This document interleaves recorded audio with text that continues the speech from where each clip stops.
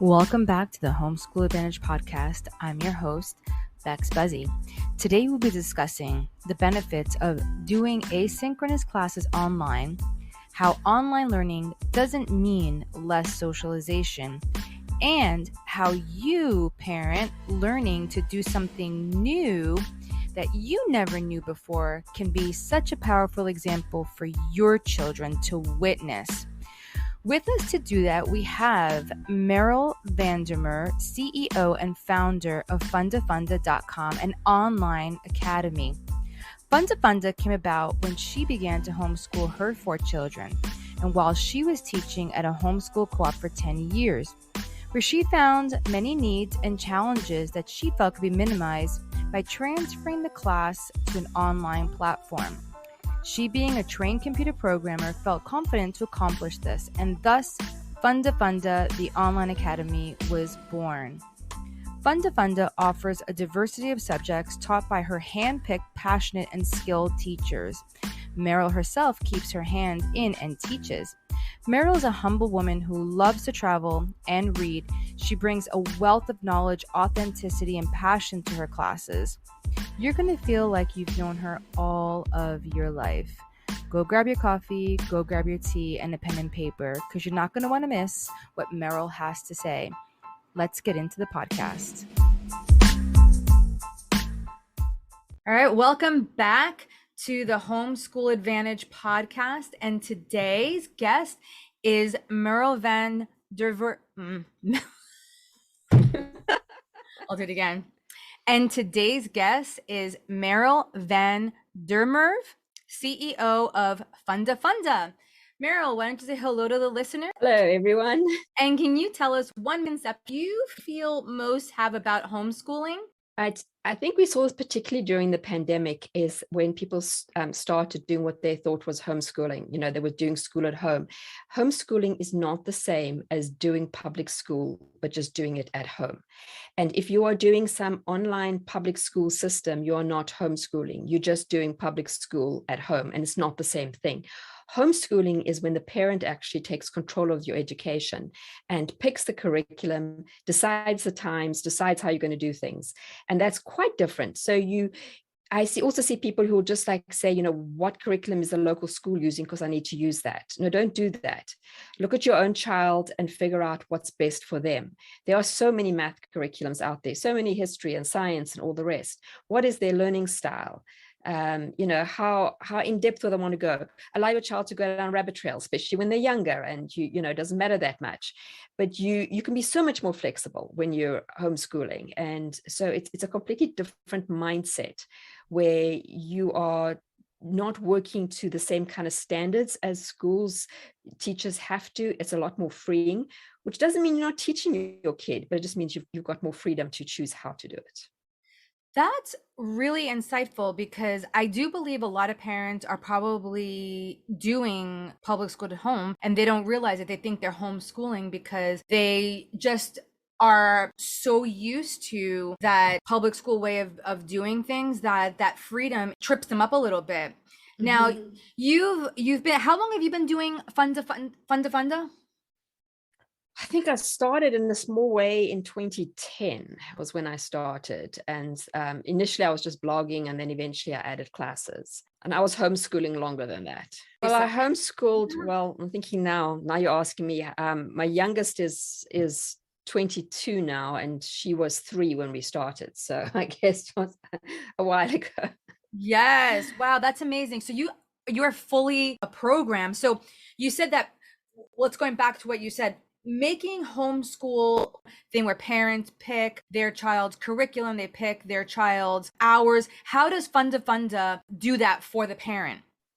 Okay, so we are an online academy where you pick and choose.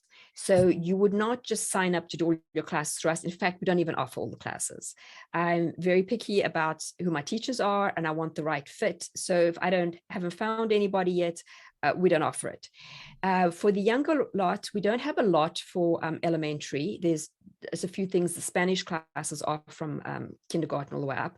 So we have unit studies for 4th through 8th grade. And a unit study could be a deep dive. So like, for instance, maybe you're doing world history, history and your child is interested in World War II, we have 2 unit studies on World War II. So you could stop, grab one of our unit studies and do a deep dive into it. You can also, some of our unit studies, like we have 8 unit studies that can go together to do the human body. So you could do the human body. Each unit study is about a month's work. So you could take that and put them all together and have them as a middle school curriculum for human anatomy. We do also have semester classes for some middle school classes as well, but you'll pick and you'll choose. And then we have a number of different high school classes, but you would probably do 1 or 2. Typically, no one will do more than 3 classes from us. And then you'll go to another provider and pick some other classes from them. And then perhaps you'll take some textbooks and, well, maybe not textbooks, but maybe you'd use like a curriculum, say like Sunlight, which is very book-based, reading-based. And you could mix it up and do different things for each subject. You don't have to just pick one thing and stick with it. And giving a variety of different online classes and in-person classes, maybe go to a co-op for some classes, gives your child the experience of lots of different teachers and ways of learning and helps them figure out what works best for them. And I love the fact you just don't pick a teacher just for the sake of having teachers. No. If you don't feel a connection with them, you won't offer. What do you look for in your? So the first thing is they've got to be passionate, obviously. I mean, that would be a no-brainer. I mean, if you don't actually enjoy teaching, it wouldn't be a good fit. So the biology teacher actually taught with me at our co-op, and I'm not at all interested in biology, but we ended up having a lunch break together. And she would just be enthusiastically telling me all about these things that they were studying. And she got me very close to being enthusiastic about biology. And I definitely knew that if she had been there when my kids were that age, I would have sent them to her instead of we did it at home. And so that's the one thing. They've got to be good with technology because, everything is delivered online. They need to understand how to deliver an interesting class online. So it's not just lectures, multiple choice questions. That to me is not teaching. The teaching style has to get the students involved. It needs them to be doing research, perhaps. They must be active in their learning. So I also like, to mix it up so that not every week is identical, different types of projects. Obviously, the teacher should be, willing to help kids who are struggling. That's to go without saying. But those are some of the things, the passion, being able to deliver an interesting class. Because if a class isn't engaging, the kid's not going to learn. And FundaFunda has the word fun in it because I very much believe that learning should be fun and rigorous. And that's the other thing actually to look for. We are trying to prepare kids for college. So our classes are not lightweight, which doesn't mean they're difficult and boring, but it means that the students will be well prepared for college. And so I need a teacher who's not just going to go through the motions and try and make a class that everybody can get easy A's. Right. That's not the point, but that they'll actually come out being able to understand the subject matter. And another thing is the teacher has to understand how to make it relevant. I don't want any kid coming and saying, well, I don't see the point of why I learned biology or why I did US history, why I did health. It should be immediately obvious and relevant to their lives. Even if you're studying something like US history, which is what I teach, it's what is education if it's not actually changing you as a person? Learning a bunch of facts is not education. Our classes are asynchronous, and all our full semester classes, apart from a very few, we're just trying to trial having ones without deadlines, but all of them that are teacher graded have deadlines. So they're very like college online classes, so that you'll log on the beginning of the week, see what work you have to do in the week, and you decide, are you doing it all in one day? Are you spreading it over 3 days? Are you working 6 o'clock in the morning or midnight? And so it doesn't matter where you are in the world or your time zone, you'll just work, but there will be a deadline. Typically Friday, everything must be submitted. Spanish is the only one. There is a live for high school. There is a live conversation hour, which they work out a time that works for everybody, just because it's a language. So you need to practice speaking it. Students that like to work fast. So my own children would have benefited that they never did it. So if you have a child who doesn't want to wait, so like an online class, perhaps they're watching a chemistry, they're on the live chemistry class, and then one kid doesn't understand. And so, the teachers have to repeat it, and the teacher will go over it a few times to make sure they understand it. Whereas when you've got asynchronous, everybody can go at their own speed. So you're not waiting on the rest of your class. So if you like to work fast, that's fine. The other kind of student that works well for as well is students with learning disabilities. If a student that needs to listen to something 3 times before they understand it, ours were great because you just can go back, and if it's a video they're watching, they can replay it. Or if it's something they have to read and then follow through, they can read it and reread it, and they're not holding anybody up. If they need to be fidgeting while they work, if they need to have a fidget ball or something in their hands, they can do it. If they need to stop and get a snack, they can do it because they're not bothering anybody, because there's nobody else there. They can stop and start as they wish. Also, kids that are maybe sports, if that's something, I know, like, for instance, gymnasts, I know that they have meets all during the week, it seems like, and they're often traveling. And this way they can easily fit what they're doing around, they can put the classes, asynchronous classes, they can do whenever they need to do it. So they don't have to. If you travel a lot, that would be another thing, because you're not going to suddenly miss a class because you're suddenly in a different time zone and you're sleeping. Or you've gone to the beach and you're on the beach in the middle of your physics class or whatever it is, because you can just, instead come in. And one thing which I hadn't mentioned before is that also about our classes is that although they're asynchronous, many of the classes still have interaction between the students. That is up to the teacher as to how much, but many of the times the students are actually like doing a project, posting it for everybody to see, commenting on each other's. There are a lot of tools these days that make it easy. So the students actually know the students in the class, even though they're working asynchronously, and you're commenting at different times of the day, but you are still. The main takeaways I'm getting from them so far is that there's a lot of freedom in here. If you want to travel, you have the ability, because it's an asynchronous class. Sport, if they have a learning difference, that they're able to replay over and over again. And this is, I know for me as a learner, the way I learn through repetition. I have to hear things more than once to be able to really make it personal. So if you have a child like that, this is probably going to be the best platform for them. As well as, she doesn't just hire any teachers. She hires people who are going to love what they're doing, which inadvertently your child will begin to feel that passion and also begin to love, even when maybe they didn't like the subject to begin with. Mm-hmm. They're going to eventually find that passion there, because passion is contagious. Another takeaway I'm getting, if you're afraid of, I don't want my kid to be on the computer so much because they're not going to have any interaction, it is actually put into the program interaction between students with their projects. They're able to present, they're able to get feedback, they're able to give feedback, which is also another way of doing critical thinking, right, and to be able to voice their. Now, where did all this inspiration come from? Because this just seems so dynamic. How did you get started with all this? So I'm not a teacher by training at all. We moved here from South Africa, and I realized that my children were far advanced compared to the schooling system in Tennessee, where I live. And so we realized we're going to need to homeschool. So I had no idea, and I was learning as I went. And my children started going to co-op, and they wanted to do more classes. And the only way I could afford it was to start teaching. And I discovered I loved it. So I started just teaching a variety of subjects, and I would learn what I didn't know. But the one thing I do know is computer programming. I was a computer programmer. I worked at Shell, Royal Dutch Shell. And so I realized homeschool parents, most of them do not know how to code. Particularly the moms, sometimes the dads do. And even moms who do know how, it was a long time ago, and they don't know the modern languages, and they didn't know where to start. And so I started teaching it at the co-op, but it wasn't hugely successful, because I would have to limit the class to 8 or 10. And then I'd have one child who was finished everything and super excited and wanting to learn the next thing. Another child who was still struggling to get his computer set up. And another one who discovered how to make sounds and was just making a huge noise and driving everybody crazy.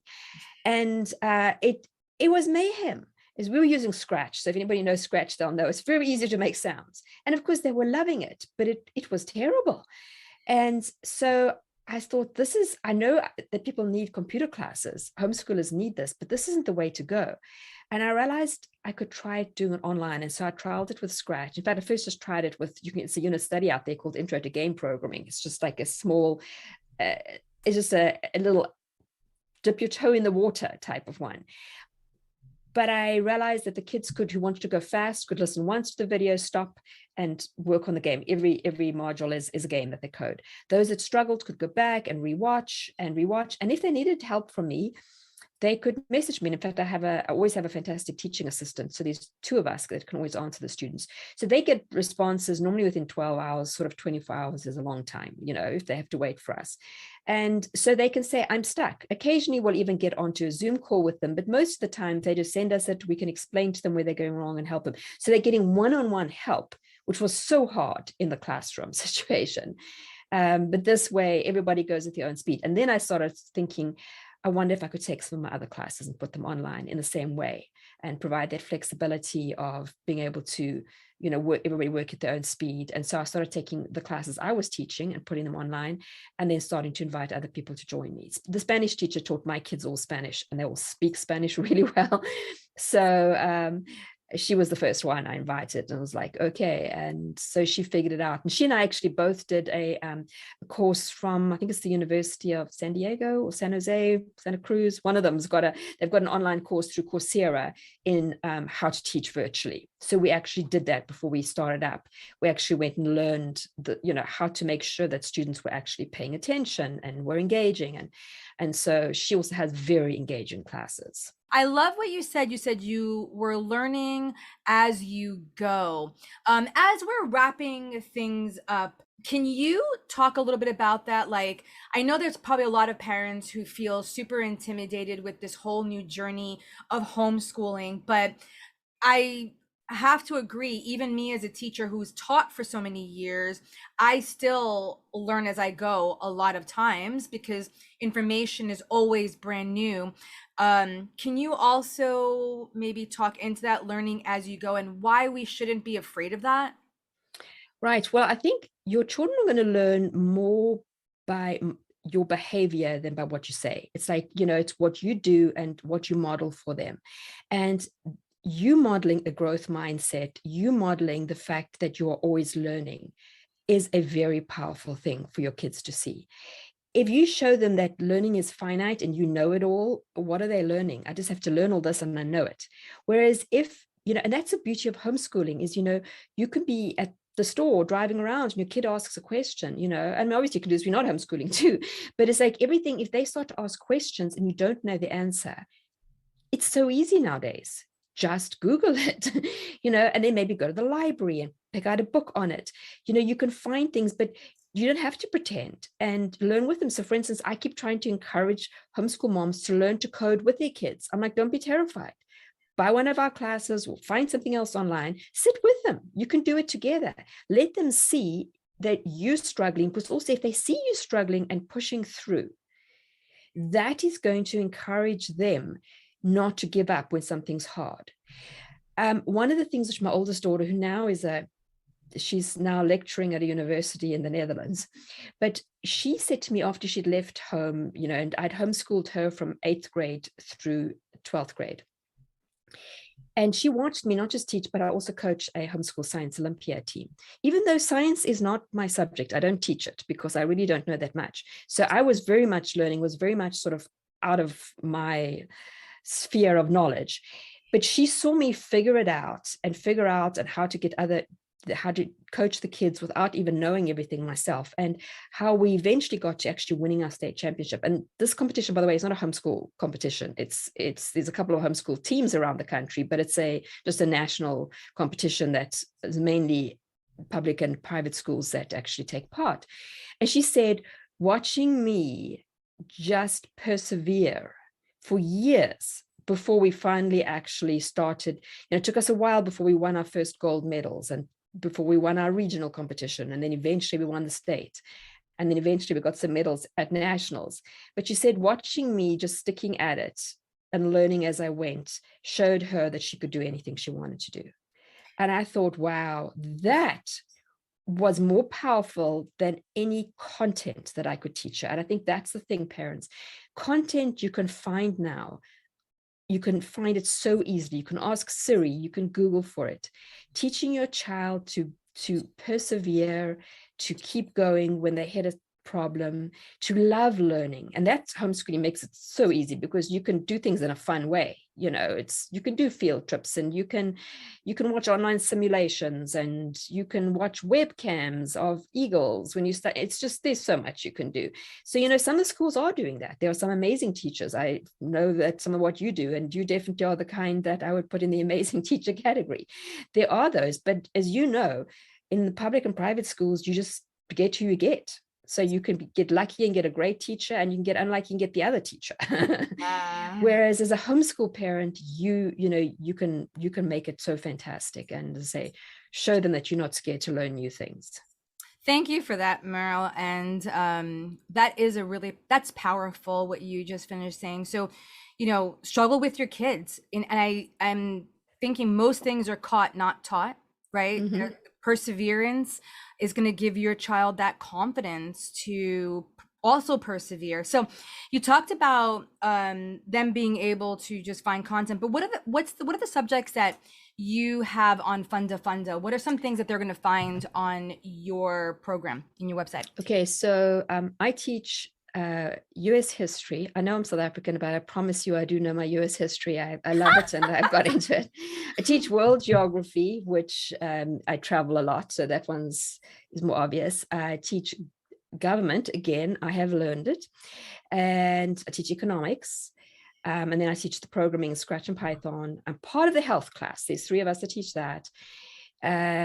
Then there is also, I do personal finance too, and I do 2 writing, one for middle school, a writing fun class, for those are for the kids that hate writing, and a writing mechanics, which is like the basics for 8th graders moving up. Oh, and a computer applications. That's just teaching Google Drive and digital literacy and Canva, and just like all the tools out there. It's just a whole year of getting them familiar with everything. Then we have science, we have biology, and we have advanced biology, we have chemistry, we have forensic science, earth science, ecology. We have Spanish, all ages, and we have Latin. I think the Latin starts at middle school. I'm trying to remember now. We have ACT coaching as well, fantastic ACT coach. And I'm trying to think what else we have. English, so we've just got a great honors English teacher. I've managed to convince her after many years. She teaches at our co-op as well. So I think now have I got the main ones here. We don't have math, so that's one that you will not find, but the rest of it, electives. We've got intro to theater, we've got visual literacy, we've got photography and Photoshop. So, and linguistics, we've just added to it. So, which is actually a past student of ours who's now finished and got his degree in linguistics and is coming back to teach. That's fantastic. So there are a lot of sort of fun, interesting ones, as well as, you know, a lot of the sort of traditional style ones. Totally. I love it. That is fantastic. And then the unit studies, they're just like a lot of those, and we're adding those all the time. So those are on, you know, social studies and science and history. There's just a lot of different things there. And you may be adding a new science one too, right? Yes. So yes, I'm hoping to be adding a very interesting physics one. So, but yeah, so we are quite, and particularly the unit studies, because those are just like four weeks ones. You know, we're busy working on like a basic intro to science right now, and I'm wanting to do one on crypto because that's currently my fascination. I have one of my sons who runs a crypto business, so that's huge right now. It's huge. Yes. So wow. I've been learning, and I'm hoping to be able to do that because, and again, I think parents can learn alongside their children and learn to dabble in what's going on with NFTs and crypto and Web3. Yeah. Wow. That's huge, because I don't think a lot of people are tapping into that because they're just a little bit afraid of this nuance of it and everything. So kudos on you for going for it. No, I really do keep trying to learn. I'm doing what I'm practicing what I'm preaching here. It's out of my comfort zone.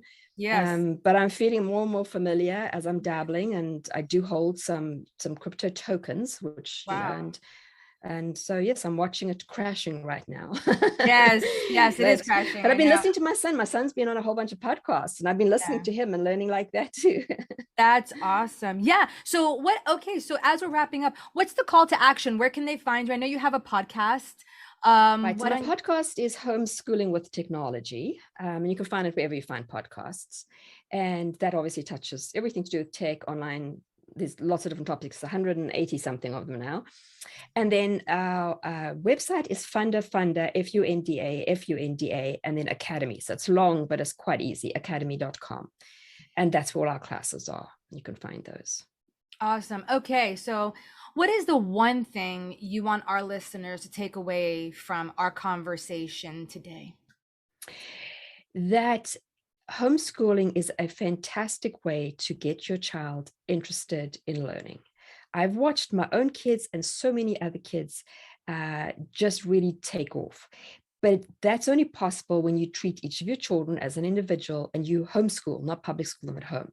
So, whereas one of our classes may be a great fit for your child, it might not be a great fit for your next child. And you have to take the time as a homeschool parent to think about what you're doing. Doesn't mean you have to provide all the curriculum. You could go out there and find curriculum and you can choose how involved you're going to be, but you're in charge when you're homeschooling and you have to do it right. And if you do, though, the rewards are fantastic. It's just seeing not only my own kids, but so many others just really fly and do brilliantly at university. And then going on after that and starting to make a real difference in the world is exciting.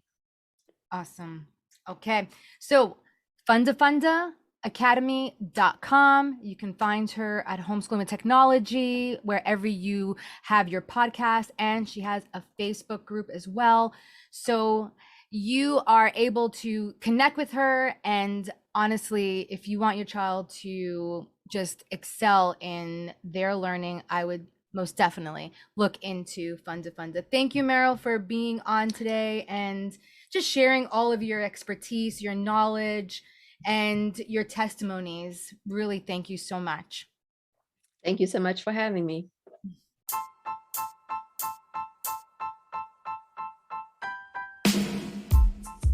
You've been listening to the Homeschool Advantage podcast, where you get the scoop on all the latest vendors that fit your lifestyle.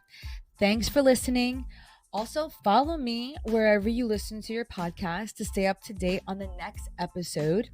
You can also visit my website where the episodes will be, and for my free lesson plan course, which can help you if you have different vendors and you're wondering, how do I make them all flow together? Let me help you with that. And if you're a vendor and you think you would like to be on the podcast, send me an email, realedtalk@gmail.com. Leave me your name, contact, website, and I'll get back to you. Thanks for stopping in with me, and I'll see you on the next time.